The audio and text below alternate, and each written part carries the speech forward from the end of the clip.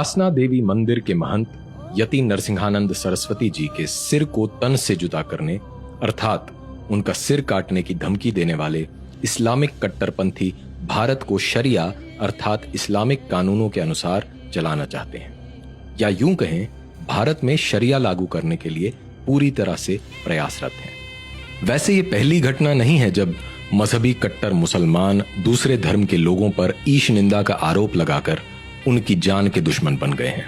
ऐसी असंख्य घटनाओं में से एक अति महत्वपूर्ण घटना आज से लगभग 100 वर्ष पूर्व ब्रिटिश भारत में घटित हुई थी, जिसे मुस्लिम तुष्टीकरण की राजनीति के कारण लगभग भुला दिया गया है। तो जानते हैं क्या थी वो घटना और क्या थे उसके पीछे के कारण। 1920 के दशक में ब्रिटिश भारत में मुस्लिम तुष्टीकरण की नीति और मुसलमानों का मजहबी उन्माद अपने पूरे उफान पर था। तुर्की के इस्लामी खलीफा की गद्दी और उसके साम्राज्य को बचाने के लिए पूरे भारत में मोहनदास गांधी की अध्यक्षता में कांग्रेस के समर्थन से मुसलमानों द्वारा खिलाफत आंदोलन चलाया जा रहा था। पूरे भारत में धर्मांतरण, क्रूरता और वहशीपन की घटनाएं अपने चरम पर थीं। हिंदू धर्म और हिंदुओं को अपमानित करने के उद्देश्य से कट्टरपंथी मुसलमानों ने सीता का छिनाला नाम से एक पैम्फलेट प्रकाशित किया, जिसमें माता सीता को एक वैश्या के रूप में वर्णित किया गया था। सन 1923 में मुसलमानों की ओर से 2 और पुस्तकें 19वीं सदी का लंपट महर्षि और कृष्ण तेरी गीता जलानी पड़ेगी प्रकाशित हुई थी। पहली पुस्तक में आर्य समाज के संस्थापक स्वामी दयानंद सरस्वती के लिए आपत्तिजनक एवं घिनौने शब्दों का प्रयोग किया गया था, जबकि दूसरी पुस्तक में श्री कृष्ण के पावन चरित्र पर कीचड़ उछाला गया था। मुसलमानों द्वारा दिन प्रतिदिन हिंदू धर्म, देवी देवताओं और हिंदू महापुरुषों के विषय में आपत्तिजनक बातें लिखना और बोलना एक आम बात हो गई थी। हिंदू विद्वानों को लगा यदि इन घृणित कार्यों का उत्तर नहीं दिया गया तो इससे मुसलमानों का साहस और अधिक बढ़ेगा और हिंदुओं का मनोबल गिरेगा। इसी उद्देश्य से इन पुस्तकों के प्रत्युत्तर में पंजाब में महाशय राजपाल ने सन 1924 में रंगीला रसूल नाम की एक पुस्तक प्रकाशित की थी। इस पुस्तक में इस्लाम के संस्थापक मुहम्मद के विवाह एवं गृहस्थ जीवन का व्यंग्यात्मक शैली में लेकिन प्रमाणों और पूरी सत्यता के साथ वर्णन किया गया था। लंबे समय से हिंदू धर्म के बारे में झूठी एवं उत्तेजक सामग्री प्रकाशित करने वाले मुसलमानों में रंगीला रसूल के प्रकाशन से खलबली मच गई। मुसलमानों ने महाशय राजपाल के खिलाफ आंदोलन छेड़ दिया। महाशय राजपाल पर इस पुस्तक के प्रकाशन पर रोक लगाने और इसके लेखक का नाम बताने के लिए दबाव डाला जाने लगा। मुसलमानों द्वारा महाशय राजपाल को धमकी भरे पत्र भेजे जाने लगे। मस्जिदों से इनके खिलाफ भड़काऊ ऐलान होने लगे और फतवे निकाले जाने लगे। मोहनदास गांधी ने भी अपनी मुस्लिम परस्त नीति के तहत यंग इंडिया में महाशय राजपाल के खिलाफ बड़ा भड़काऊ लेख लिखा। गांधी ने कहा, एक तुच्छ पुस्तक विक्रेता ने कुछ पैसे बनाने के लिए इस्लाम के पैगंबर का अपमान किया है। इस प्रकार की पुस्तक लिखने वालों को मुसलमानों द्वारा स्वयं सजा दी जानी चाहिए।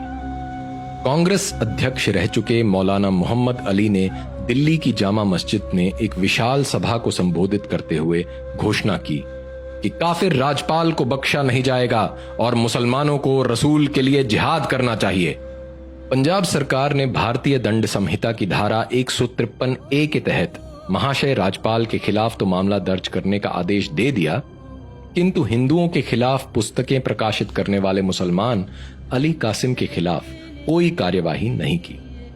इसी मजहबी तुष्टीकरण नीति के तहत ही 1927 में भारतीय दंड संहिता अर्थात इंडियन पीनल कोड में सेक्शन 295A जोड़ दिया गया, जिसका उपयोग आज भी कट्टरपंथी मजहबी समुदायों के द्वारा लोगों की आवाज दबाने के लिए समय समय पर किया जाता रहता है।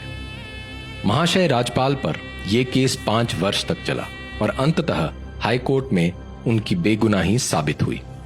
मोहनदास गांधी ने अप्रत्यक्ष रूप से मुसलमानों के मजहबी उन्माद को भड़काते हुए 3 अगस्त 1924 को यंग इंडिया के अपने आर्टिकल में लिखा था, जब किसी व्यक्ति को अदालत से इंसाफ न मिले तो उसे अपने आप इंसाफ करने का प्रयत्न करना चाहिए।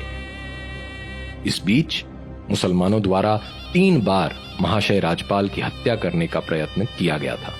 पहला प्रयास 26 सितंबर 1927 को खुदा बख्श ने, दूसरा प्रयास 8 अक्टूबर को अब्दुल अजीज ने किया था। महाशय राजपाल पर तीसरा हमला 1.5 वर्ष बाद 6 अप्रैल 1929 को इल्मुद्दीन नामक मुसलमान ने किया था, जो जानलेवा साबित हुआ। इल्मुद्दीन ने महाशय राजपाल की छाती में छुरा घोंपकर बड़ी बेरहमी से उनकी हत्या कर दी थी। मुसलमानों ने हिंदू हत्यारे इल्मुद्दीन को गाजी की उपाधि दी। उसे एक नायक और सच्चा मुसलमान बताते हुए उसके लिए जिंदाबाद के नारे लगाए गए और मस्जिदों में उसके लिए दुआएं पढ़ी गईं। उसे कानूनी सहायता और उसके परिवार को आर्थिक सहायता देने के लिए देश भर के मुसलमानों ने भारी मात्रा में चंदा इकट्ठा किया। इल्मुद्दीन पर महाशय राजपाल की हत्या का केस चला और उसे फांसी की सजा सुनाई गई। मोहनदास गांधी द्वारा कैद आजम कहे जाने वाले मोहम्मद अली जिन्ना ने कोर्ट में इल्मुद्दीन की पैरवी की थी। 31 अक्टूबर 1929 को इल्मुद्दीन को फांसी दे दी गई। उसके जनाजे में 6 लाख मुसलमान इकट्ठा हुए। इतना ही नहीं, मोहम्मद इकबाल ने इल्मुद्दीन के जनाजे में उसे कंधा दिया और कहा, असी वेखदे रह गए ऐ तरखाना दा मुंडा बाजी ले गया। अर्थात हम सब देखते ही रह गए और ये बढ़ई का लड़का सारा सवाब ले गया।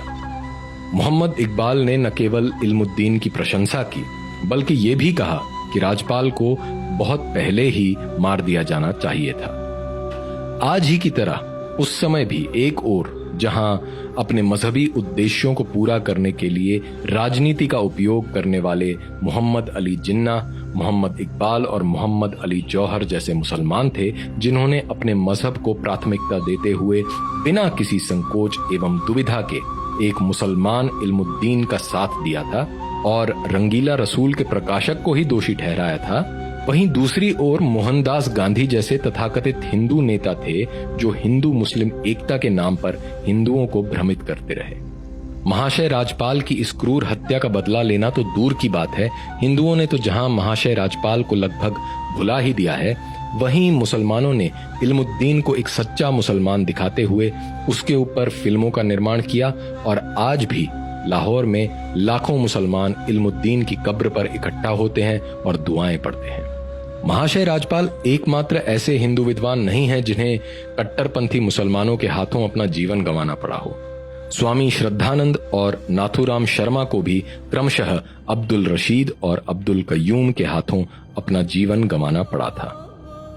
100 साल बाद भी भारत में कुछ नहीं बदला है, न तो मजहबी कट्टरपन बदला है और न ही नेताओं की तुष्टीकरण की नीति बदली है।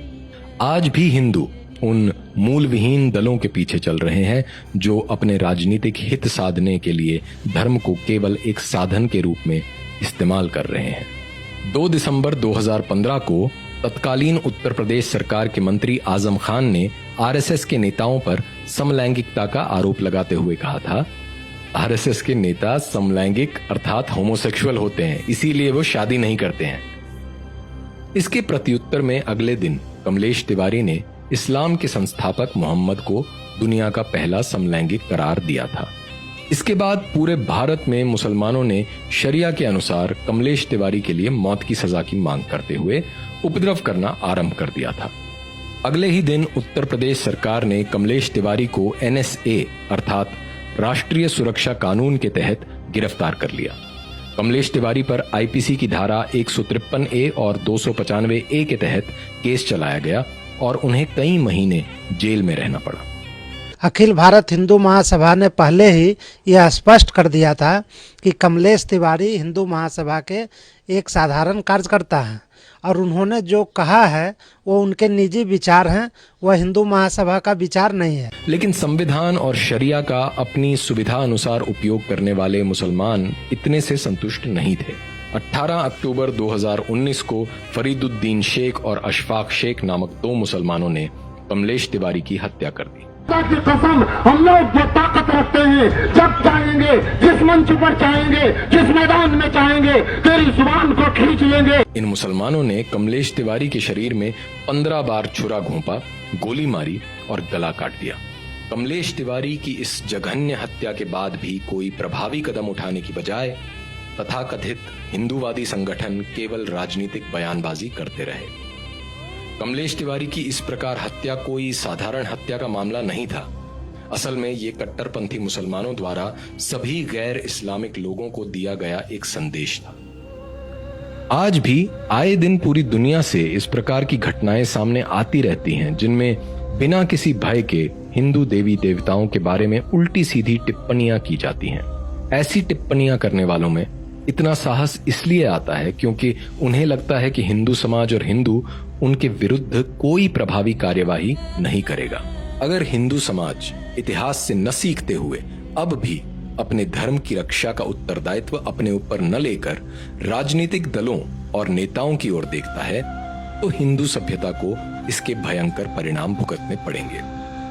अपने सुरक्षित एवं सुखद भविष्य के लिए प्रत्येक हिंदू को स्वयं को धर्म रक्षक मानना चाहिए और धर्म रक्षा को अपनी सर्वोच्च प्राथमिकता देनी चाहिए। पुनर्जन्म में विश्वास रखने वाले हिंदुओं को बिना किसी भय के एवं पूरी शक्ति से स्वयं अपने धर्म की रक्षा के लिए उठ खड़े हो जाना चाहिए।